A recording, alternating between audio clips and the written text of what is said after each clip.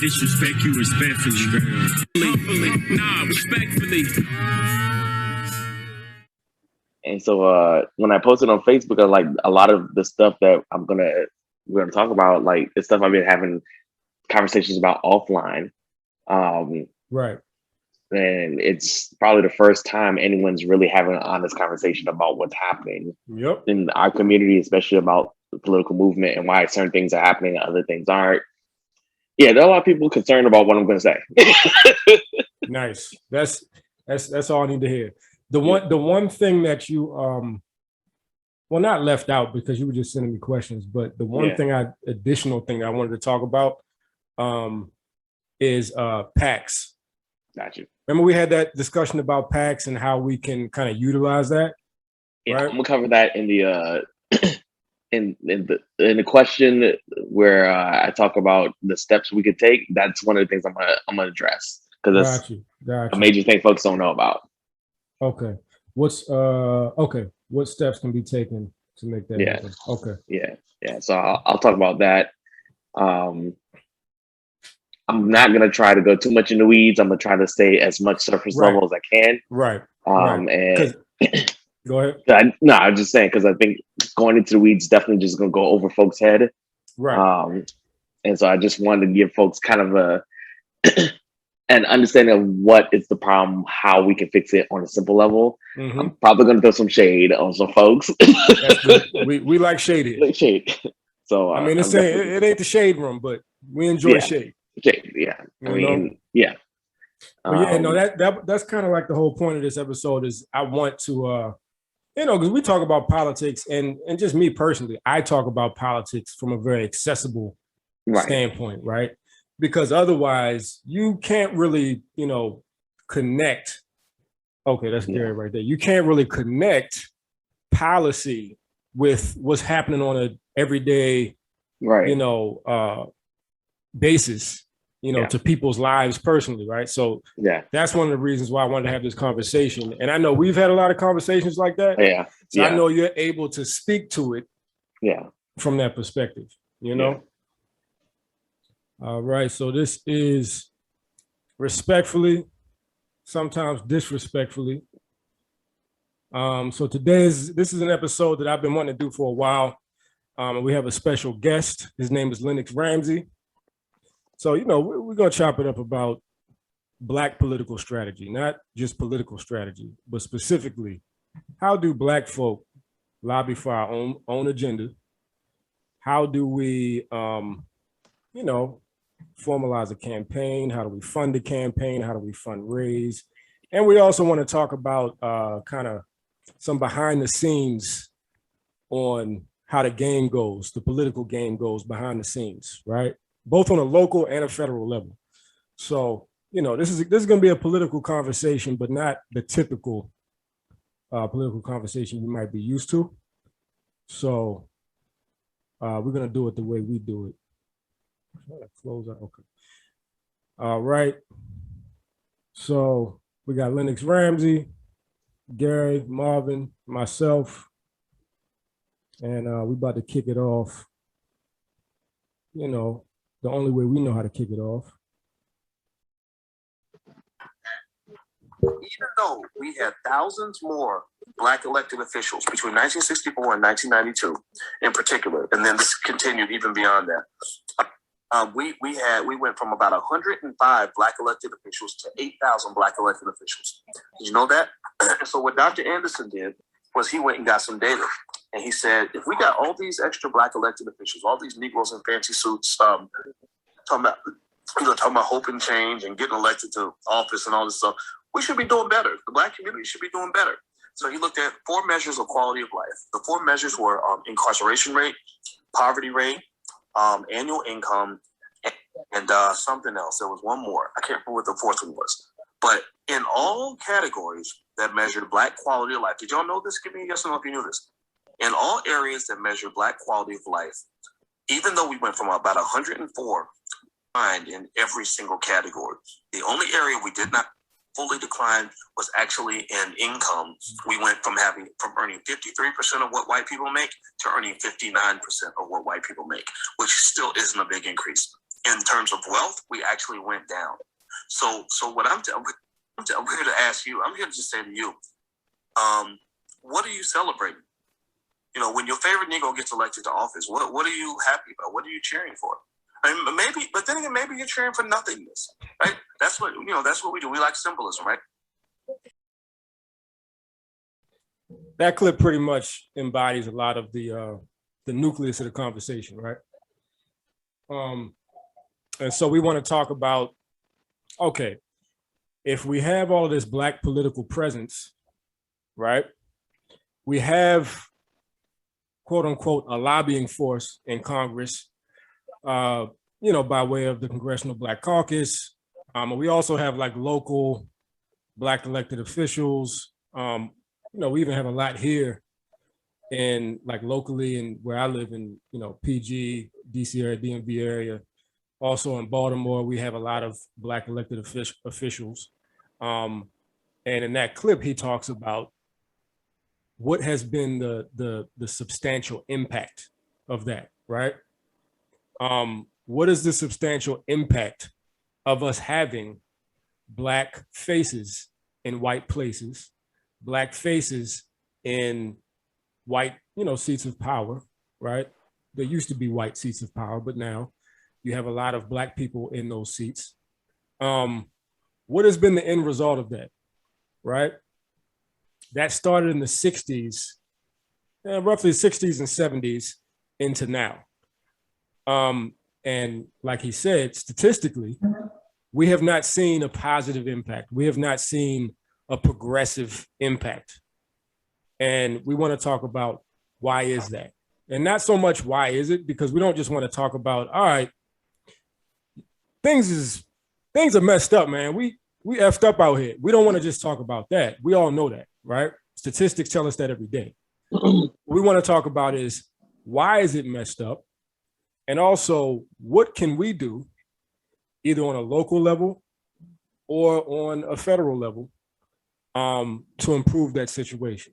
Whether that be replacing people that aren't effective, right? Or whether that be just introducing new strategies, new people, new agendas into the space. And it might equal all of the above, right? But at the end of the day, basically, we can't keep doing what we've been doing because, as we see, the results, you know, the results aren't there. So, you know, it is what it is, right? I want to let Lennox kind of intro himself and kind of give us like a little elevator speech on what he's done. So that way, you know, we'll see that the value that he brings is based on his experience, and he's been out there doing the work. So Lennox, the floor is yours. So I've been in politics now for next year, actually make it 10 years. I got my start on the Obama campaign. I worked as a community organizer for his campaign the last several months of the cycle. Obviously, we win the campaign. And I was at a point where I was trying to figure out what was next. Several folks in my community asked me to consider running for city council, mayor. And I really wasn't confident or comfortable taking a leap like that. I'm the type of person I like to know what I'm doing before I do it. And so I decided, well, let me learn more about campaigning and what that experience is like. So I moved to DC and took an internship with the Jack Evans campaign. That's actually where I met Thomas. And Jack Evans is not to cut you off, Lennox, but just Jack Evans he's a ward. What's it, ward? What ward he was a ward. He was Ward 2 city council member running for mayor. Anyone who's familiar with Ward 2 in DC, that's Georgetown, essentially. Right. The wealthiest part of DC. Bag talk. And bag talk. And I don't like to use the joke often, but I think the best way to describe Jack is, and Jack sometimes used it himself, Jack literally had been in city council for 20-some years. He literally knew where all the dead bodies were, for lack of a better way of saying that. I started the campaign as an intern. By the time the campaign was done 7.5 months later, I was a deputy campaign manager. We raised $1.5 million. And my career kind of just skyrocketed from there. I've worked over 70 campaigns from the local to the federal level. Probably the most notable was AOC's. Most people don't know that AOC, brand new Congress, worked the Mark Campbell-Najjar's race in California, and did some work on Stacey Abrams' race. My firm to date has turned out over 1 million voters and raised over $30 million for Democrats running for office. Talk that talk. And so yeah, I've seen a lot, and I kind of probably have a different perspective than most on what is plaguing the Black community, especially when it comes to our politics. That quote, that snippet you played was probably very accurate to the state of things right now. And we'll dive into it, but yeah, yeah. Okay. So that's my background. Yeah, so I just wanted Lennox to intro himself, because a lot of times, especially when it comes to Black folk, right? If we try to have serious conversations, the first thing Black people think, and I mean people at large, but especially us, when it comes to us, first thing we think is, who was this nigga?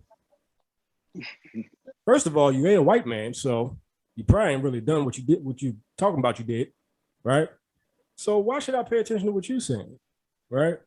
So that's why I wanted him to intro himself and to let, the audience know that, like I said, he's been doing the work and, and not only have you worked on campaigns, because I don't want people to get it confused. You have run campaigns, right? Yeah, everything that a candidate, my firm does everything a candidate needs. We manage operations, hire staff, set strategy, raise money, whatever they need, we can fulfill for them. And if I can't do it, I know someone that does. Right. Does the work. We've done lobbying. We've had Uber and Lyft as clients. And I remember that. I remember that. Yeah.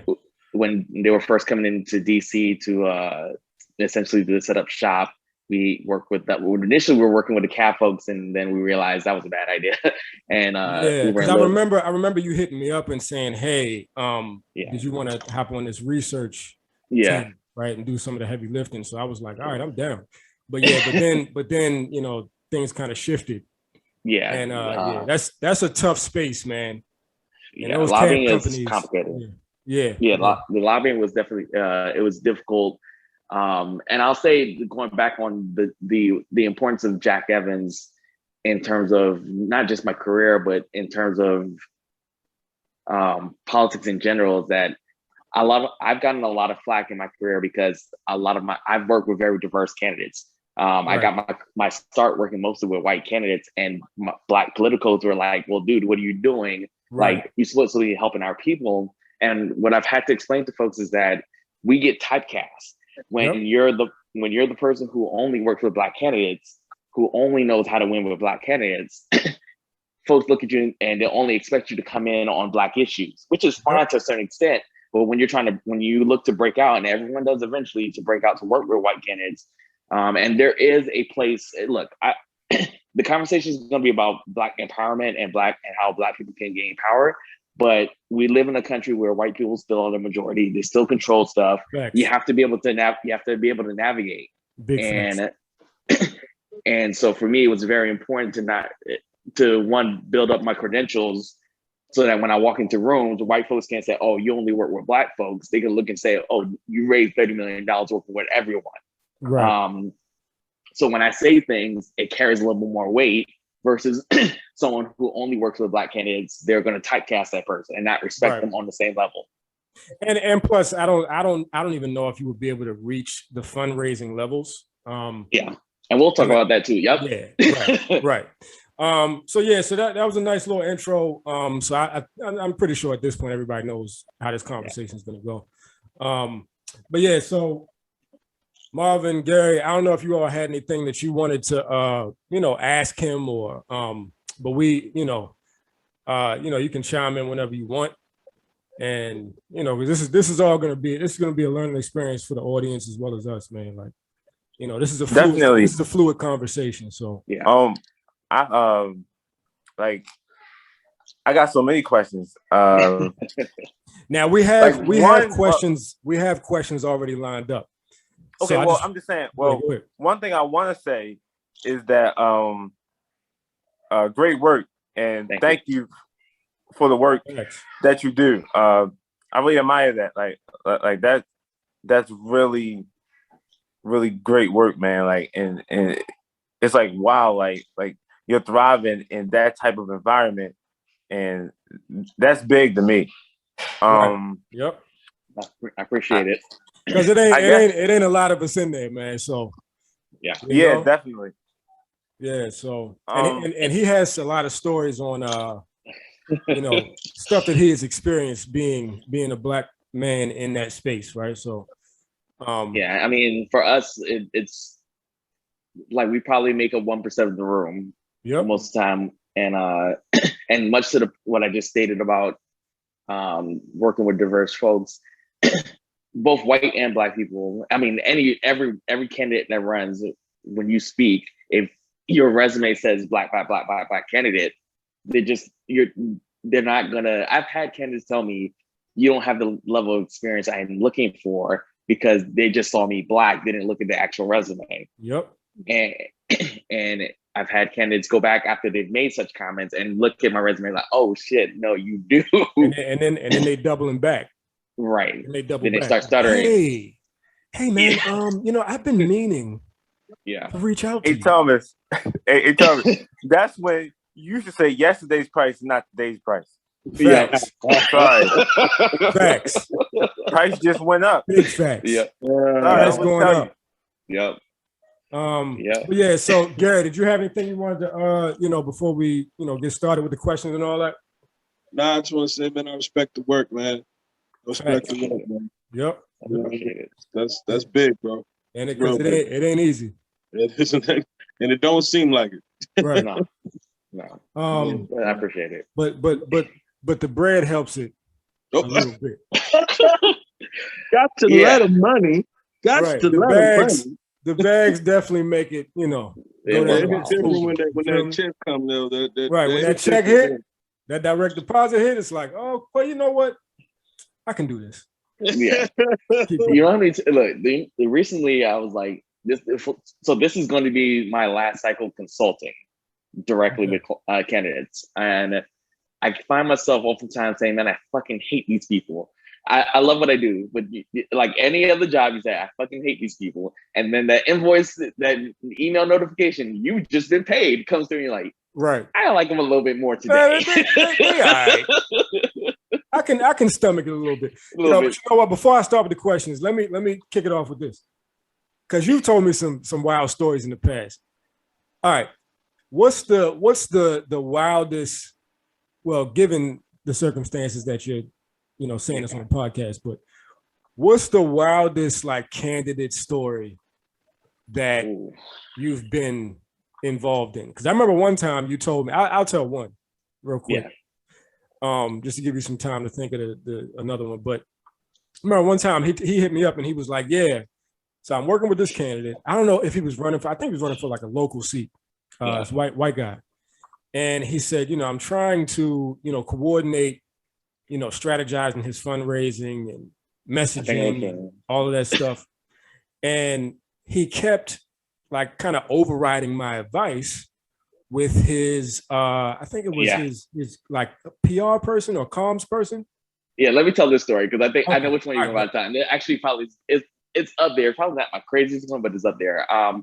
So if you remember backtracking a bit, this is right after Jack's campaign, actually. And I had received, we raised $1.5 million. And then all I know is I didn't apply for a single job after the campaign. I actually didn't know what I was going to do next. I didn't know if I was going to go continue campaigning. I didn't know. But then like maybe within a week after the campaign, I got like 26 emails asking me to meet with people, just candidates or whatever. I guess Jack and his team had reached out to different folks on my behalf. And so I had originally taken a job to be the finance director for Cheyenne Morderis, who was the civil attorney for Trayvon Martin. He was running for Congress in Florida. Okay. And so I was, they give me a week to pack and get to Florida and all that stuff. And I I get another email from a young lady who was in DC, and she was working for a council member, or working for a guy who wanted to run a council. And she's like, just meet me. I know you already took a job. Just meet Brian. I'm saying names, just FYI. Meet Brian. Shots fired. Shots fired. I mean, he didn't win, so it doesn't matter. It's irrelevant for him. He's a loser. He's a loser. Yeah. I mean, no offense to him, but and look, and I will say we've made our peace. So it's all good. No beef. I'm just stating facts. That's what we're doing today. So she said, "Hey, just meet Brian, whatever." And I won't say the young lady's name because I'm not going to put her on blast. But so I go and I meet them, and the dude, he seemed real charming, real charismatic, all that stuff. I was like, okay. And I walked away from the meeting. I told him no, I wasn't interested still, but I walked away thinking, damn, I'm already here. This is a good candidate. I got a Rolodex already set. I don't have to go rebuild. And I'm like, you know what? I'm gonna call Cheyenne and tell him I can't take this job and work with Brian. Fast forward, I take the job. We start working. And I know this little thing. You start noticing things off that, but I didn't think nothing of it. It wasn't about till 2 months into it. Myself and the field director we're leaving the office, aka his apartment, and I forget what exactly had happened, but something weird had really happened. And so we're walking out the apartment, and I turned to her and I said, "Are they fucking?" And she said, and she starts laughing. She doesn't say yes, she doesn't say no, she just laughs. I said, okay. And then so I left, and the next day I pulled him to the side and said, hey, I have a concern. I'm here. I don't want to get into your personal life, but at the same time, I have issues. Yeah, there are issues that need to be addressed. And so I bring it up. I'm pretty direct. I have no qualms about that. And he just looked at me. You hitting that? I didn't say it like that, but yeah, that's how we would say it to each other. But I didn't say that, And you clapping that, ain't you? He acknowledges that's what's happening. He told me it's not going to be a problem. He tries to reassure me that's not going to affect the campaign. Right. And I tried to explain to him nepotism and how it works. And the campaign can't be seen paying this young lady while she's working for him. Exactly. Especially in the senior level position. Campaign finance laws are like, I mean, there's no wiggle room in there. Yeah. And so, at first he was very calm and he was like, don't worry about it. It's gonna be fine. And I was all right. That conversation goes on for about a week off and on. And finally I just catch the ass and say, hey, look, we're gonna make her a volunteer. She's gonna come off our payroll. I got contacts. We'll get her a job so that she's still making the money she's making. So she's not gonna be impacted, but she can't be working for this campaign. Right. If you want her to fulfill the duties that she's currently doing, I'm good with that, but she just can't be under the payroll. He loses his shit. He goes off and tells me under no circumstances is that to happen, whatever. So I pull her to the side, hoping that I could talk reason into her to maybe talk to him and say, hey, I'll step away. This chick tells me, oh no, he's gonna be the next JFK. He's gonna be a Kennedy. I'm like, all right. Now, in her defense, she was 20-some years old, young girl, naive. She's a young scrap, young whippersnapper. Yeah, he's trying to get in the game any way she can. Yeah, and he was in his mid-30s. He was a lawyer at a big law firm, making I think he was making high six figures. So I can understand. That's usually how a lot of campaigns start out. They're working at some law firm, they're making a bunch of money, they got a bunch of disposable income and a decent network. They're like, you know what? I should just run for office. Yeah, well, here's a hidden secret about that. And so this is the first tea drop. Okay. Right. Let's go. Usually if you see a lawyer running for office, and more so for what do you call them? White shoe lawyers or lawyers who are working at big firms, not so much the independent lawyers. Right. They're being forced to run. Either they're never going to make partner at the firm they're at.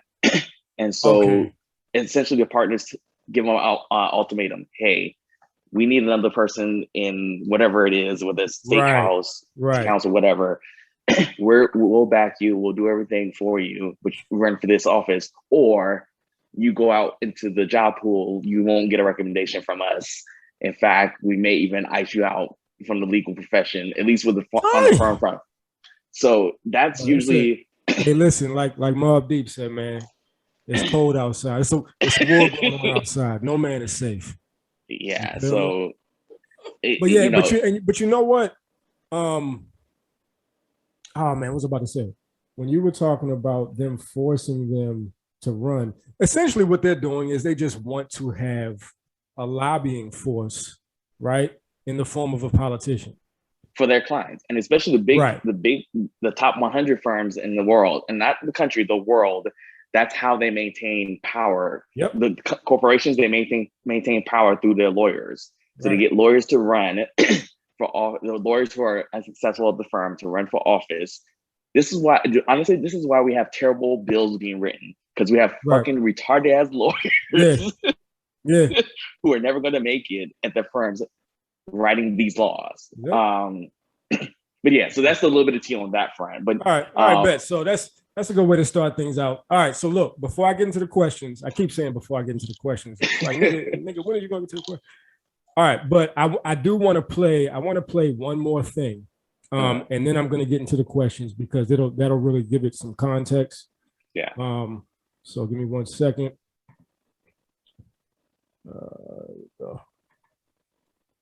Okay, so this is the clip kind of explains itself, but basically some clips of Biden. So I'm playing this because, anyway, I'll explain it later. I'll play the clip now. On Tuesday, Joe Biden and Kamala Harris held a private Zoom call with a small group of civil rights leaders from across the country. This is a completely closed call, so just wanted to remind you of that. There's no recording. Clearly, somebody did record, and now I have a copy of it, and now you're listening to it. Present for the Zoom was Derek Johnson, president of the NAACP, Vanita Gupta, a former ACLU attorney who was Obama's Civil Rights Division head, the Reverend Al Sharpton, Sherilyn Ifill, Melanie Campbell, who is the president of the National Coalition on Black Civic Participation, and soon-to-be former Congressman Cedric Richmond, who Biden has named an assistant to the president. In many ways, it was a Zoom call like any other. Can't hear you, Cedric. You're on mute. It also included a few Biden-esque boasts. I'm the first person, black or white, who called attention to the fact that you were finding that there was the rate of people who were African Americans who dying was 3 times that of white people. I don't carry around a stamp on my head saying progressive and I'm AOC, but I have more of a record of getting things done in the United States Congress than anybody you know. Anybody you know. Some Biden cringe. By 2040, this country is going to be minority white European. Hear me? Minority white European. And you guys are going to have to start working more with Hispanics, who make up a larger portion of the population than y'all do. And some Biden temper. Let's get something straight. You shouldn't be disappointed. What I've done so far is more than anybody else has done this far. Okay? Number one. Number two, I mean what I say when I say it. But it was also a space for an... Okay. So y'all heard that, right? Yeah. One, can you send me that clip, please? Okay. All right, I got Send you. that out. We played a 10-second snippet of that on one of the older episodes, but that was the whole thing in its entirety. So that was actually a leak by The Intercept, right, Lennox? Yes. Yeah. That's why independent media is so important, man. Like, we wouldn't even have access to stuff like that without independent media, right? Right. But yeah, so I mean, this was a meeting, and we discussed this, like I said, on one of the earlier episodes. This was a meeting that actually happened before he was sworn into office, right? Wow. So it was a meeting between, and I think the clip introed it, but civil rights attorneys, these were established professional Black people, right? Treat them like boys. Say it again. Treating them like boys. Exactly. So you see his tone, you see his language. Well, you hear his tone, you hear his language, right? And how he just basically told them what he's not going to do, right? And then went even further to say, you niggas should be happy that I'm even having this Zoom call with you right now, because I've done more for you than anybody else. Now, you know what Mind you, I have no idea where he got that from, because he has done nothing for Black people. In fact, he's done even less than that. He's actually like locked a bunch of us up.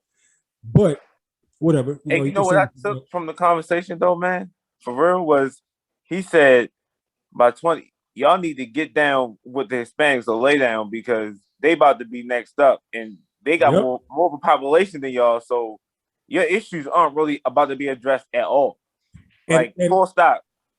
And even to speak on that, that's something that Dr. Claude Anderson has been talking about for a long time, right?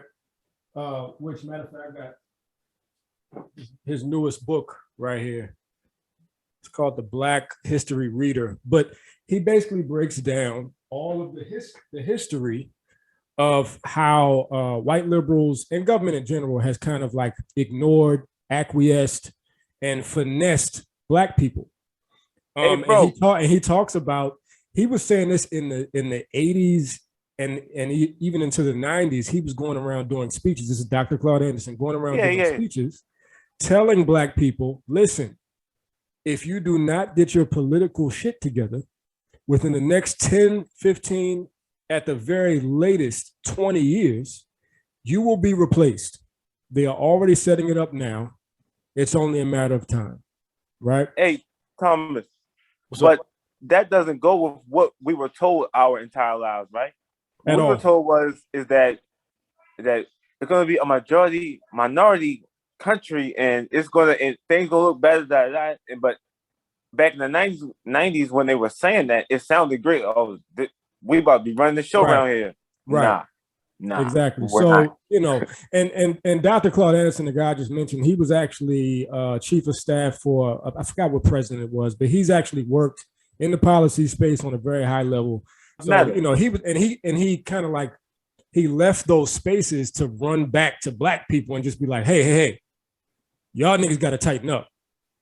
It's about to get real goofy out here.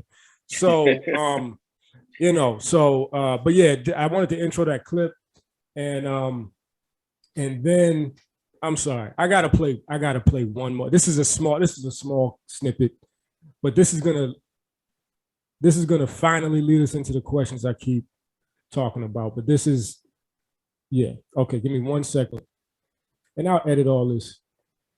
But this is speaking towards Biden and executive orders, right? It turns out that Biden does not appear to be a deconstructed subscriber. Here's how he responded to those calls. There's some things that I'm going to be able to do by executive order. I'm not going to hesitate to do it. But what I'm not going to do is I'm not going to do what used to, Vanita, you probably used to get angry with me during the debates, when you'd have some of the people you were supporting said, on day one, I'm going to executive order to do this. Not within the constitutional authority. I am not going to violate the Constitution. There is a Constitution.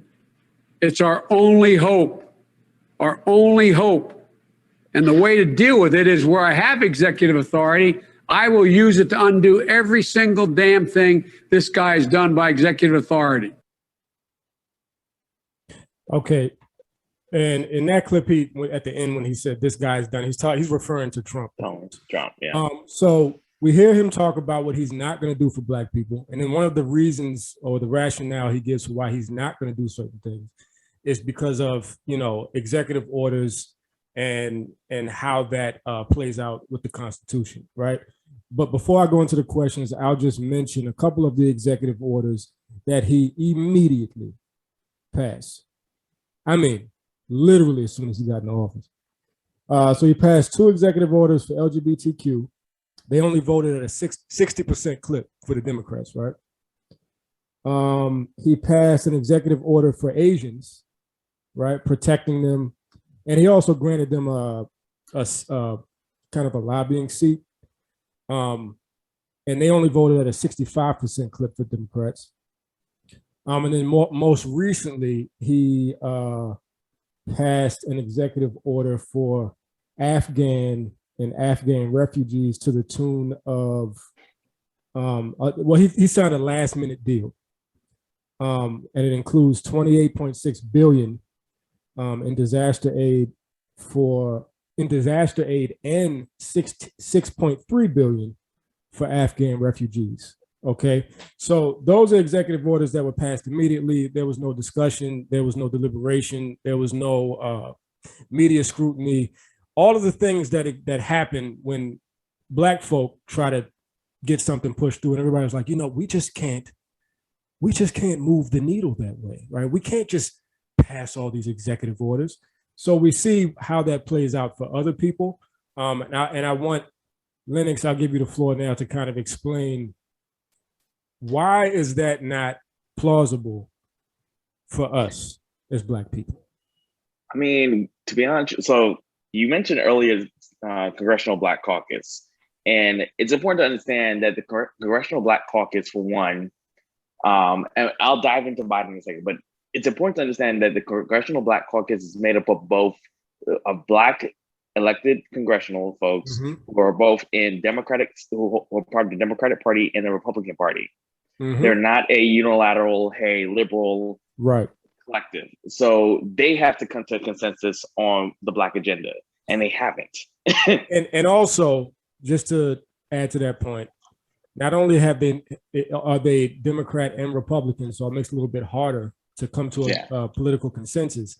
They also are not. Their mission statement isn't even exclusively Black, right? Right. Congressional Black Caucus. You have the Congressional Black Caucus. You have the Congressional Hispanic Caucus. You have the Congressional Asian and Pacific Islander Caucus.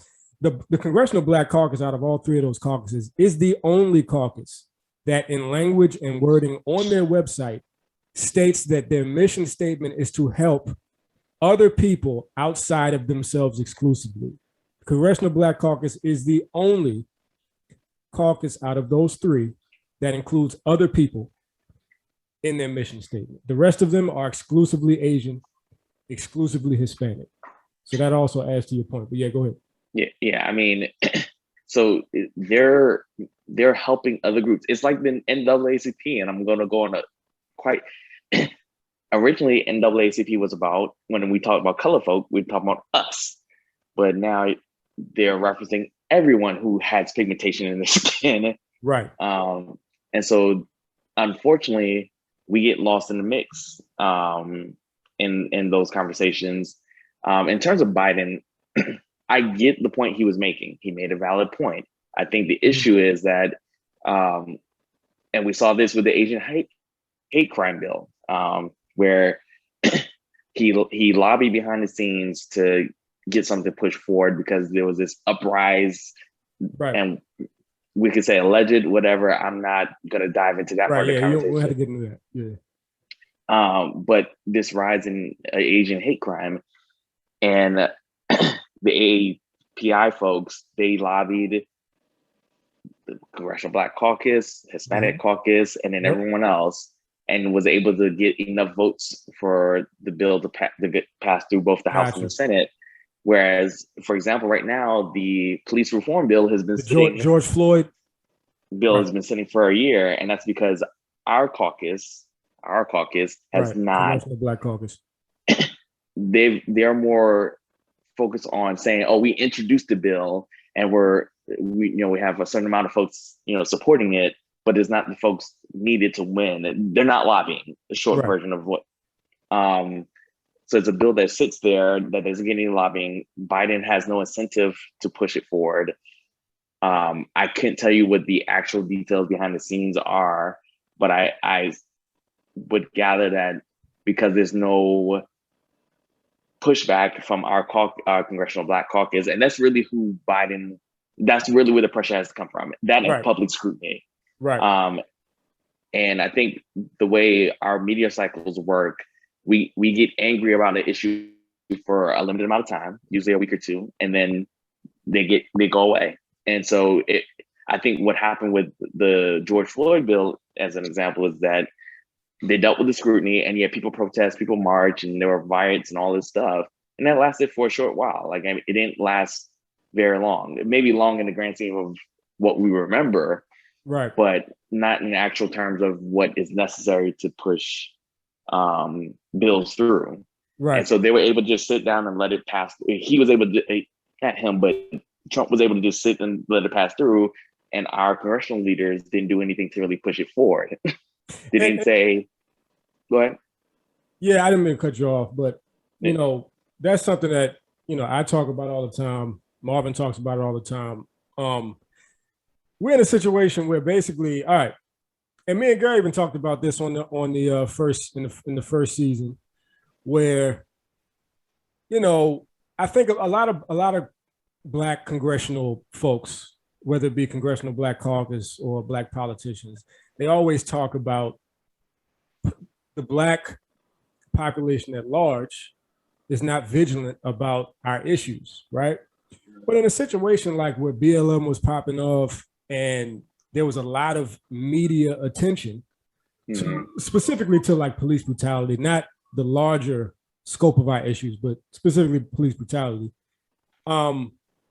People going out in the streets protesting, that is the grassroots level. That's what got the media attention placed on it, right? Right. And what I always say is, at that point, you can no longer blame the people on the ground because they've kind of done their job. Now your job is to, because you're the ones in those spaces, now it's your turn to pick up the issue and start strategically mobilizing and lobbying around that, right, on a political level. Right. And I think, you know, just like you said, to speak to your point, they can't really build a consensus because they don't really have a Black agenda. You know, they have an agenda that is kind of set by the party at large, and, you know, they kind of go along with that, you know?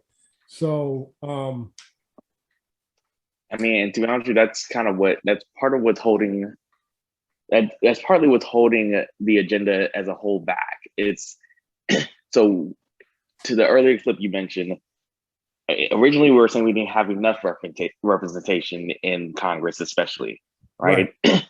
That is not the case today. So now we have the representation. What are our actual people doing? Are they lobbying, or people like, at some people, when folks in general get elected to Congress, they're going in to get rich. Yep. And not even just they're chasing the bag. Yeah, I mean, and we all know the different ways that members of Congress get rich while they're in office, but no one really talks about they're rich from the minute they get elected. They get an instant $170,000 or $180,000 salary, which puts them immediately in the top 5% of the country. Yep. And then when you start talking about Black politicians, that puts them even higher because our median income is so low, right? And so, you know, not even talking about the outside revenues and opportunities for them, they're automatically put into a very select few of people. And it kind of makes them, it puts them in a realm where they start becoming, out of touch. They don't share some of the same values they had originally when they went in. And so the purpose they went in with no longer becomes their purpose.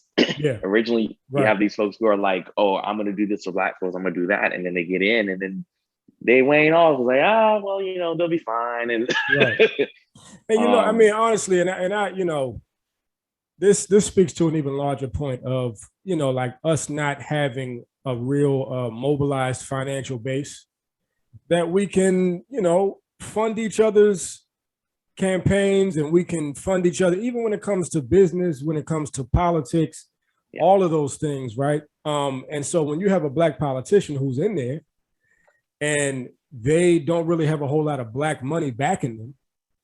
Well, you add that, and this goes also to the education of Black people when it comes to how our government works, and understanding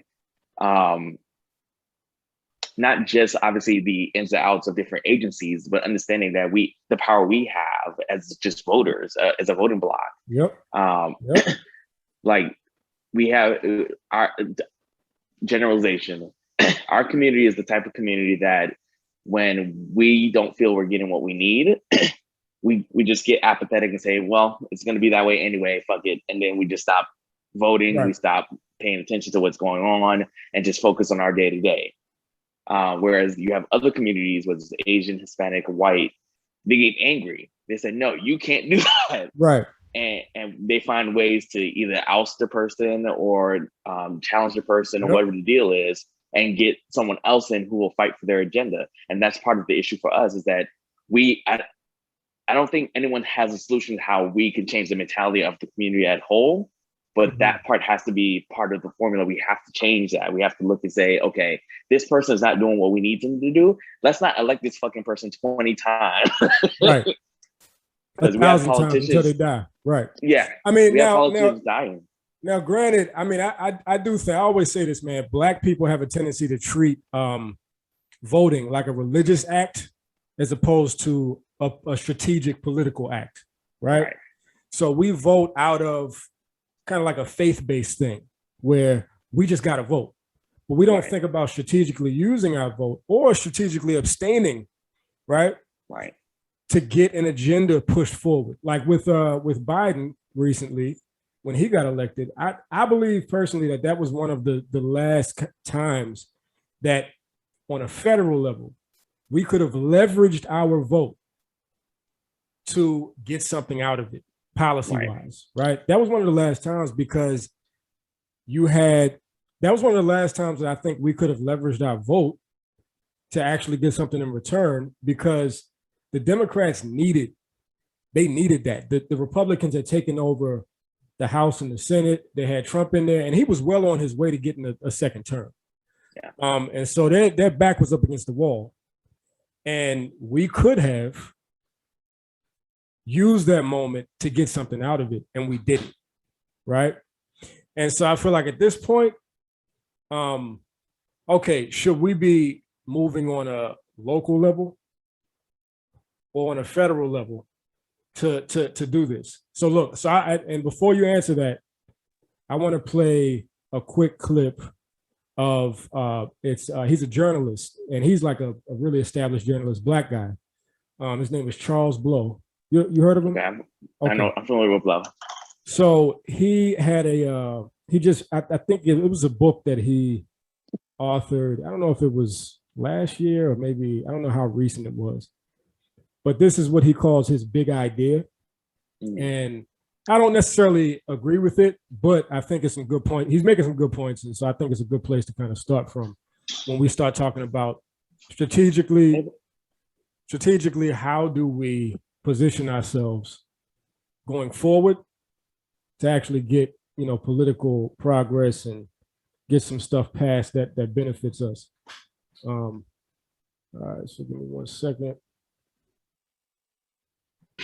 White moderates in the North and West plead their desire to be better allies, but they refuse to recognize that the system uses their very presence as a weapon, employing brutal police tactics in the name of keeping them safe, promoting hypersegregation and imbalance in the name of keeping them comfortable. They want to do something, but relinquish nothing.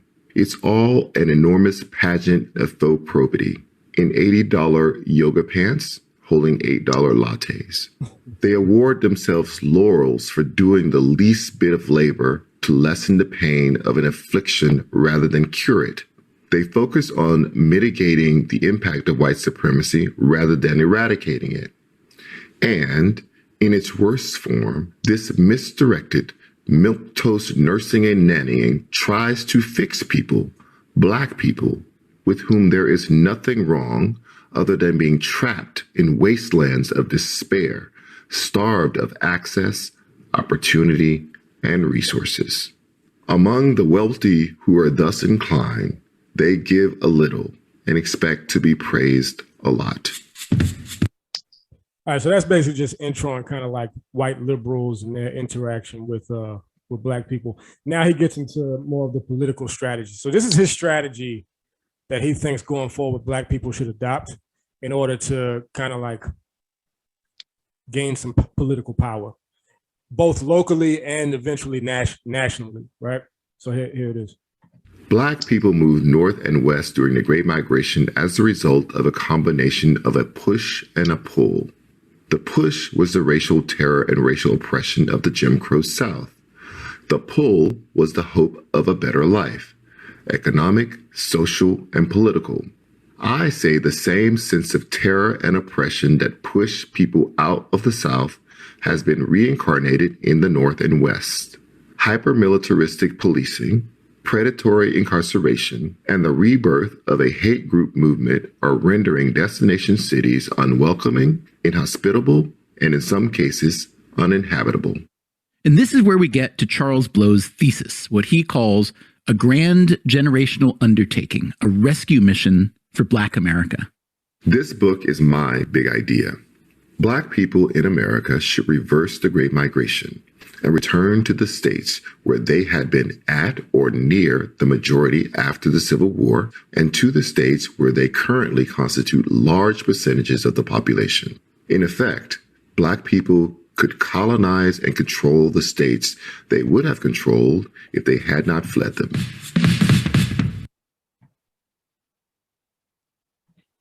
Okay, so just to brief synopsis on that. So basically what he's saying is he's saying that Black people should strategically migrate and position themselves so that they can mobilize around their own agendas in southern states. And that also includes Maryland, right? So when we think southern, we typically think like the deep South, but he's saying all the way up to the Mason-Dixon line and actually up to Delaware, he says, we should mobilize because on a federal level, we no longer have control. We've lost control over our conversation on a federal level, and for the reasons that we've discussed earlier, right?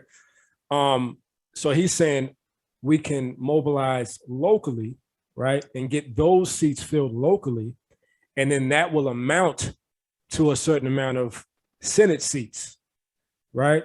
And so by way of the local strategic, political strategy on a local level, that will eventually turn into federal presence, right? And federal power. And it won't just be some niggas that randomly are in Congress. It'll be people that are there as a result of the agenda that was set on the local level. So they're rooted in that. So Lennox, what do you think about that strategy? And would it even make sense, like logistics wise, or?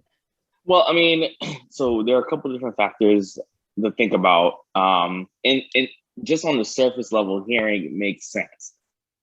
Outside of the logistics of it happening, the concept of it makes sense. The problem with it, though, is that every 10 years we're forced to redistrict based on census and all that stuff. That's true. And through that process, and we're going through it right now with the maps being redrawn, and what will likely end up happening. So the part that I think he misses in that, I'll add too, is that we tend to centralize around major cities and hubs. When we did, and he actually said, I didn't play that part of the clip, but he says we should centralize around cities and major hubs. That's what he said. Yeah. So, but the problem with that is that that's how gerrymandering. That's how the Republicans gerrymander. They go through it, and if you look at every district where Republicans control, they take the major cities where the African American presence is, and they essentially they go through the maps, they outline that, and that becomes a whole democratic seat. For example, this is probably the best example, Memphis, Tennessee. Memphis, Tennessee, it's its own district, its county. And Memphis is blackity black. Yeah. Right. It's the only, I think probably in the South, one of the few, I should say, only districts in the South where one major city is an entire district, essentially. And so if we follow Charles Blow's strategy, we potentially could also set ourselves up to be isolated in that realm. Now we will have representation, but will we have significantly more representation, and will we have representation that will counter the other side?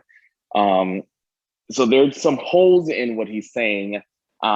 I just think that we need to approach it from a different standpoint. One, we can't get caught up in what I call celebrity politicians. And that's what's happened. That's really what's happening right now. Our politicians are, if you even looking at how they do their media and their social media, they're presenting themselves as their celebrities, the AOC, and they're trying to use the leverage of saying, I have X amount of followers, people follow me. But in AOC's case, AOC represents the Bronx and Brooklyn. Like, I don't know the last time any of you have been to the Bronx or Brooklyn, but it is not, it's not Biggie's Bronx and Brooklyn. Like, it's not. Nah. Them days are long gone. Those days are long gone.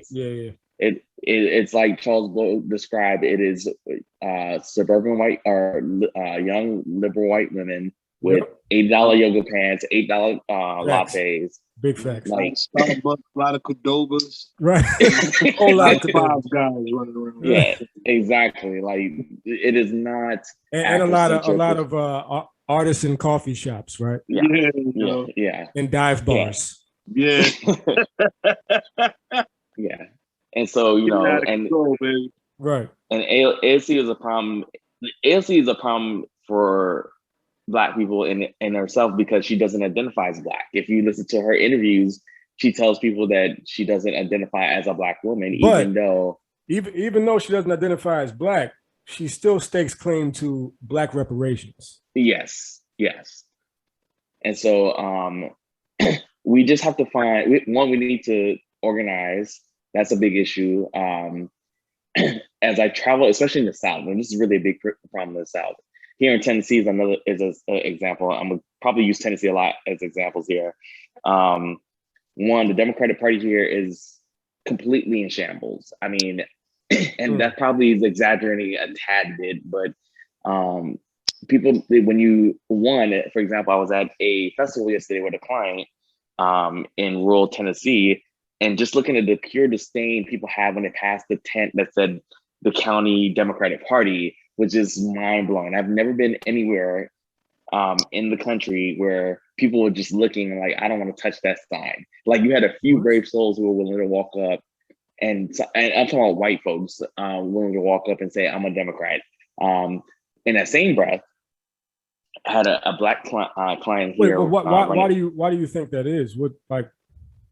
It's a lot of different things, but post Trump, some of it is still the backlash of misinformation, falsehood that the Republican Party, because in those parts of the country, Republicans control everything, and so they've told these people for the last 4 to 10 years, that Democrats are going to steal your guns and all this crazy stuff. And then the Democrats don't do themselves any favors by being like the party of identity politics and doing a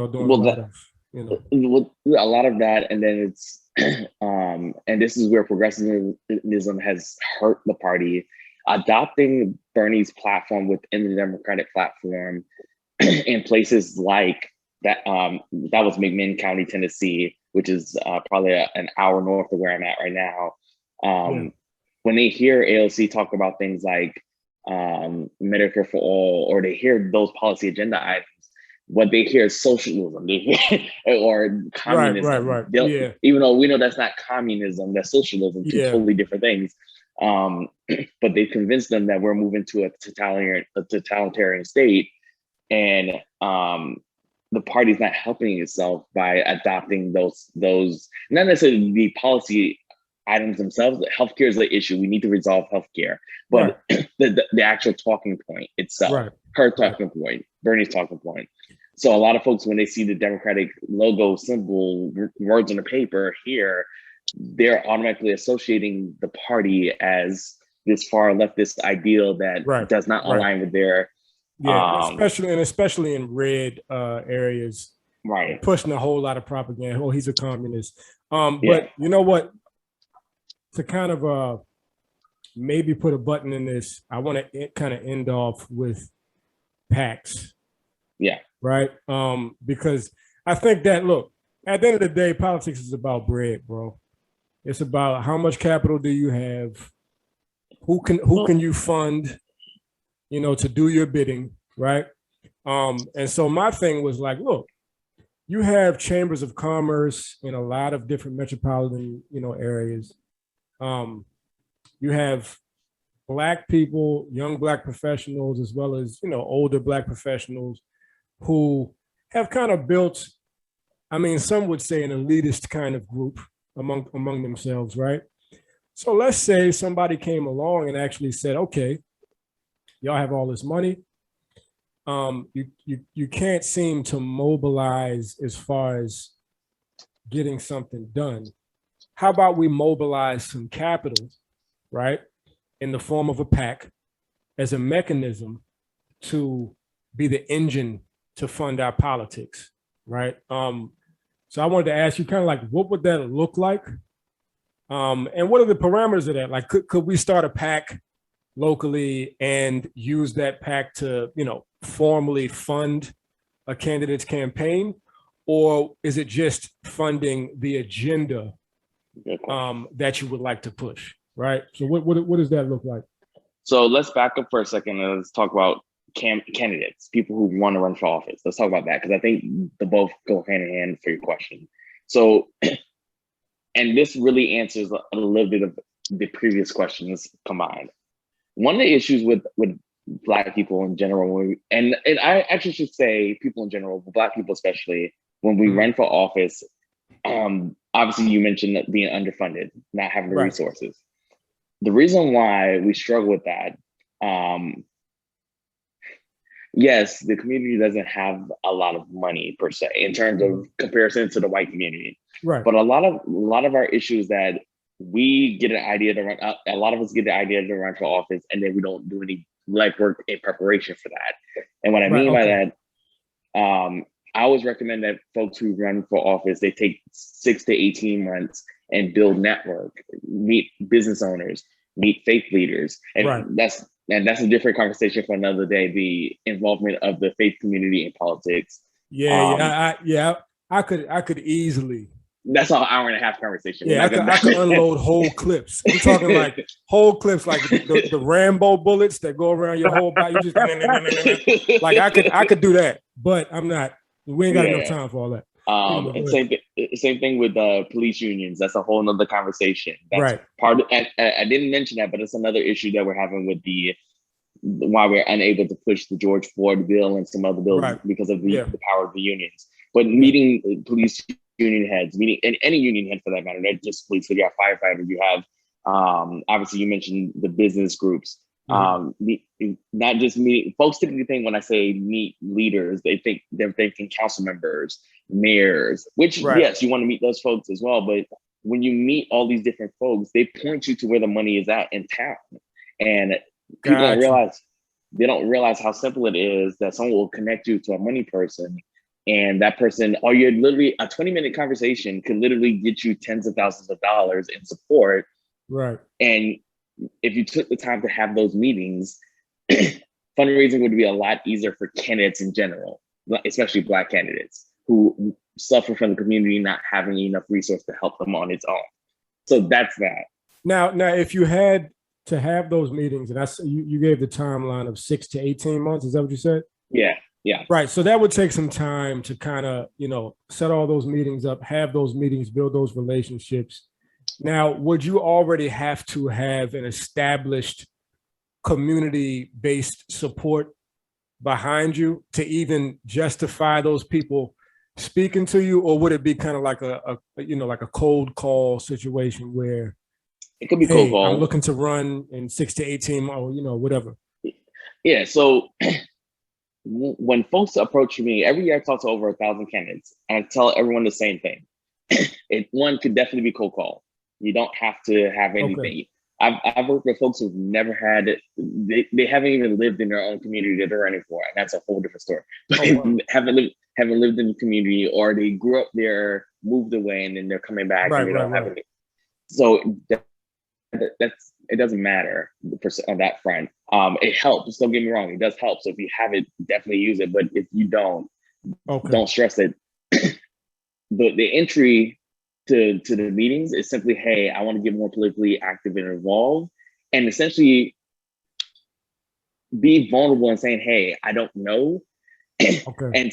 and like, if you're in a position where you don't have relationships, you have no real context or anything to offer, don't go jumping to go meet the mayor. The mayor's not going to meet with you. Yeah, don't jump into the deep end of the pool if you can't swim, my nigga. Right. That's real life. Like, I had a client who recently hit me with that. And it's like, you're not on that level. Like, we're not doing that. Right. Like, I hate to bust your bubble, but yeah, that's not going to happen. He has no reason to meet you. But starting, just keep it 100. But if you start meeting the local activists, the local organizer for different events, whether it's Black Lives Matter or whatever the deal is, those folks. Because they do have, and you know, we've talked bad about BLM, but they do have local chapters that are really, you know, doing real work. And and you know, not to go away from the conversation, I think BML, the greatest value add they offer is the fact they're bringing attention to the issue. Right. I think they also hurt our progress in general because they don't really have a policy initiative. They are not. Yeah, well, they do on a top level, like the parent BLM actually has a legislative agenda. Yes, you see, when I talk about that, though, when I'm more talking about like, so when, and I'll use the Uber as an example for when we lobby with Uber. A lot of these companies, when they lobby your legislator or your city government officials, they already have bills already drafted. And all they do, and what a lot of these legislators and government folks do, is they take the bill that was drafted by that company or that organization or whatever, remove that organization's name from the top of it, stamp the government name on it, and replace wherever mentions of the company with the government's information, and that becomes the bill. That's spooky, bro. But that's how, honestly, that's how the game works. And so what BML should be, groups like BML and others should be doing is doing the same thing. What do I say? BML? What they should, Black Lives Matter. Let's do that.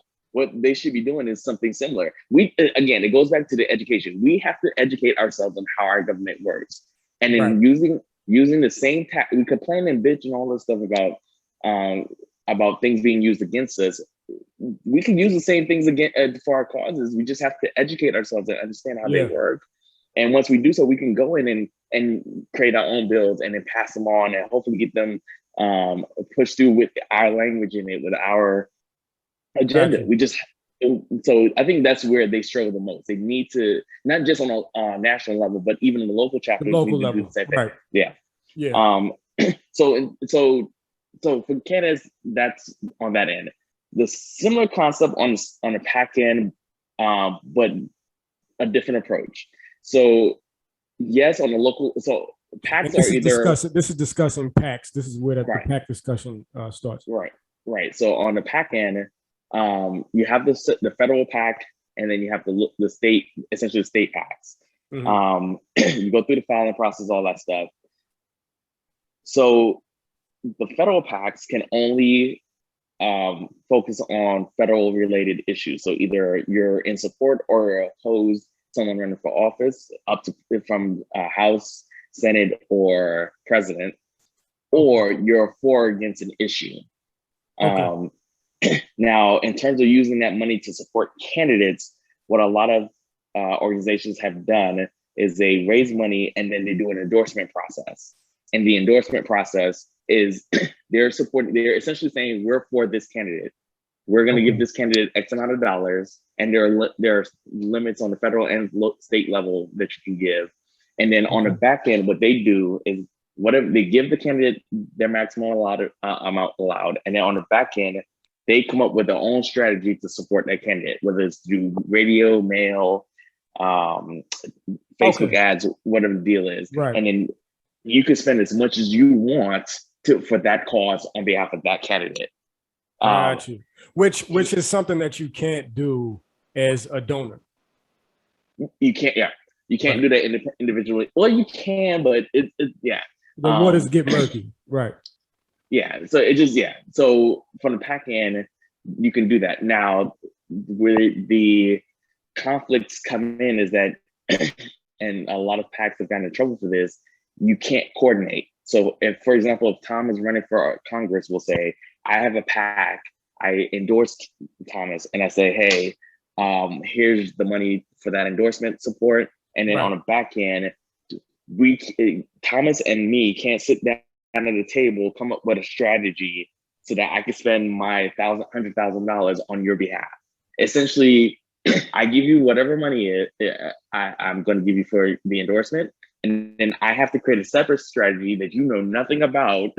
You have no you have no idea how I'm going to spend the money. You just know that I'm going to spend the money on your behalf. Okay.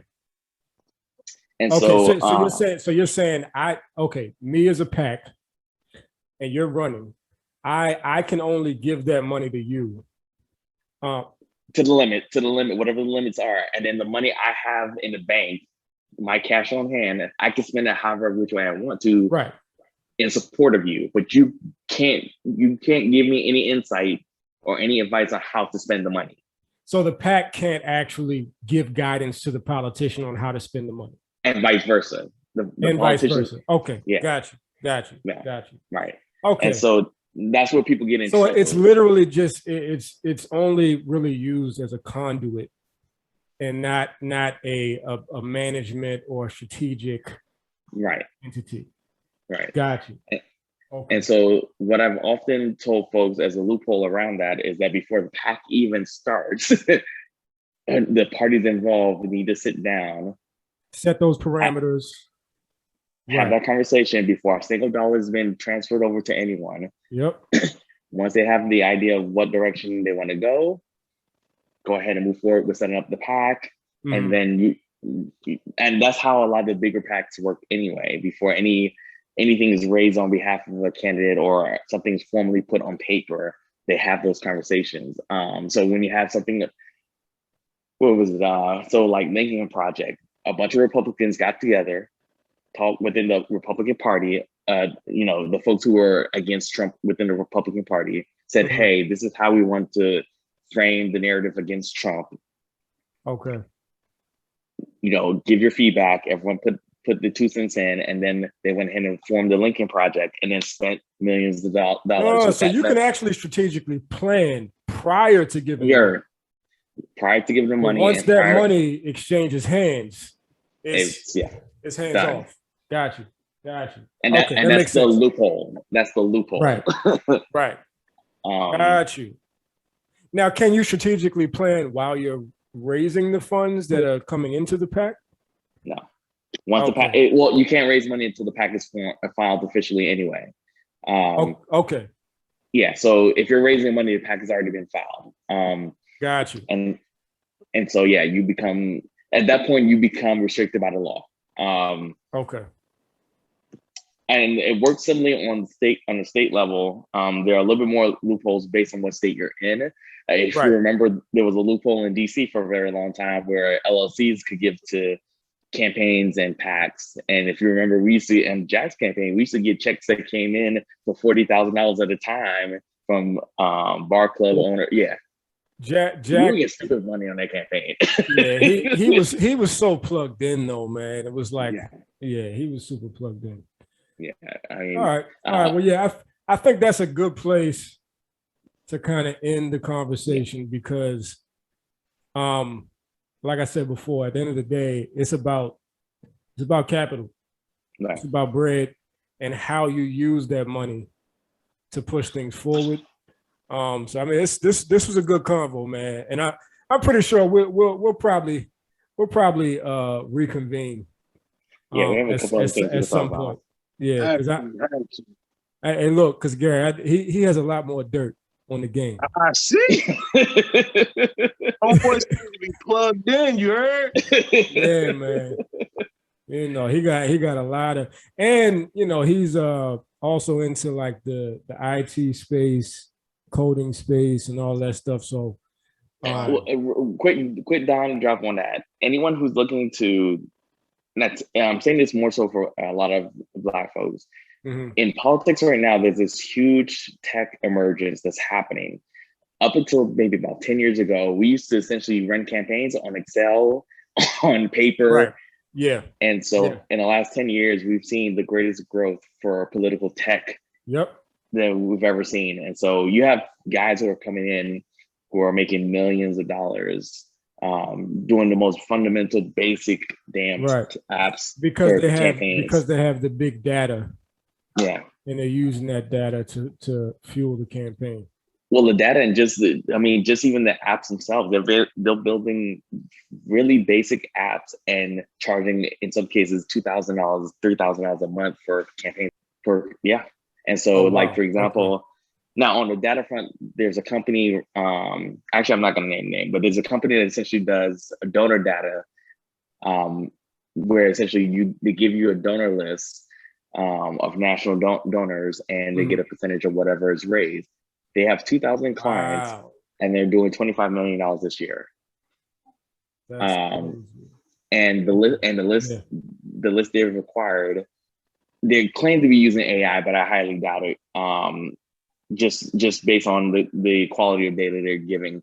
But just the data alone, I'm sure they acquired from a list vendor for pennies on a dollar per name, and then turn it around and hand it to campaigns. Just because we didn't have that resource before. No one knew that you could pull this information from third party. So people didn't even know, they didn't even know the value that was there. So just like, all right, well, you want, sure. Yeah, I mean, part of the reason why I was able to succeed on Jack's campaign is because those guys didn't have an idea of what was available to them. And so we were doing things early on in that campaign, like I said, using Excel and paper. And part of the reason why I was able to gain so much trust in that campaign is that I would recommend things that they didn't even know what was happening. They're like, that exists? I was like, yeah. You already had that background in that space. Like you up here winning hackathons and whatnot. We didn't win the hackathon, but I did come out on the top of that. Yeah. But so for Black folks, again, I always go back to educating ourselves. I tell people what I do for a living and they're like, wait, that exists? I'm like, yeah. Right. And I went to a high school that was 97% Black.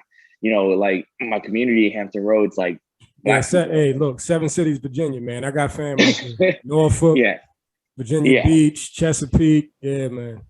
I got family. A lot of great people, but it just is no offense to anyone there, but a lot of people are just ignorant when it comes to politics because they don't pay attention. And so we end up on a wrong end of the stick on a lot of issues. Just a quick drop, Pharrell is now going through some political turmoil because I don't know if you remember, he was doing the Something in the Water festival there. Okay. And then his cousin recently was murdered, and his cousin was recently murdered, and he wrote a letter to the city manager because I guess they wanted to organize it for next year. Okay. And he told him that he wasn't planning to bring the festival back because he didn't feel the response they gave to the murder was adequate, and he just felt that they kind of just treated it like every other Black crime that happens in the city. And so he tried to bring Dave Chappelle a few months later, he tried to bring Dave Chappelle to. I just saw I saw that the post you tagged me in. Yeah. He tried to bring Dave Chappelle to one of the oceanfront hotels, and essentially the powers that be, which that hotel owner is one of those people. Essentially, nah, bro, you can't do that. that ain't gonna happen. Yeah. And so that's how it works in that part of Virginia. Like you do what people want you to do. And he's from Virginia. What Beach. Part? Virginia Beach. Yeah. I thought so. Yeah. Okay. Yeah, I tell people modern Virginia Beach, man. Yeah, I tell people modern hip hop and R&B is all out of Virginia, whether it's Pharrell in the Beach. Listen, you got Missy and Portsmouth. I've been saying it for years, man. You got D'Angelo, you got Trey Songz, you got Timbaland, and all of them. Yeah, the VA has made very significant contributions to the culture. Too bad they can't drive out there, though. What's up? So too bad they can't drive out there, though. Hey, look, man. Listen, they can't even drive in Northern Virginia either. I don't know what's going on in Virginia, man. It's to the point where, like, anytime I see a Virginia license plate, I get 2 lanes away, bro. I don't want no. Listen, smoke, but they used to drive in slow out there. I had a cousin of mine, man, where he they get them old schools, the Cadillacs and all that. Yeah. Listen, them joints feel like you in a spaceship, bro. They be driving 40. They be driving 40 miles per hour in a 60. Kill them. But then you got the dudes on the 3-wheelers out there in VA Beach. They be out there. But yeah, no, this was good, man. We'll definitely reconvene on this one, man. Sure. But sure enough. We're gonna chop it up. But yeah, I appreciate Marvin. I know Marvin had to hop off, but appreciate Marvin, Gary, y'all being involved. But I figured this would be a good conversation to have, yo. And it's a lot to learn. We talk about this stuff all the time anyway. But before we get off, I want to play one clip. This is literally a 5-second clip that I'm gonna play. And this kind of puts in perspective our administration's take, the Biden and Kamala administration's take on Black policy and the Black agenda. So I'm not gonna sit here and say I'm gonna do something that's only gonna benefit Black people. No. All right, and on that note, we out. You know the vibes. Respectfully. Sure. I had to do it. You got to do it. It's the no after that did it for me. But no. She gave you the neck roll and everything. Talk about some damn Black people. About them, I don't care about them niggas. All right, Kings. All right, man. All right, peace.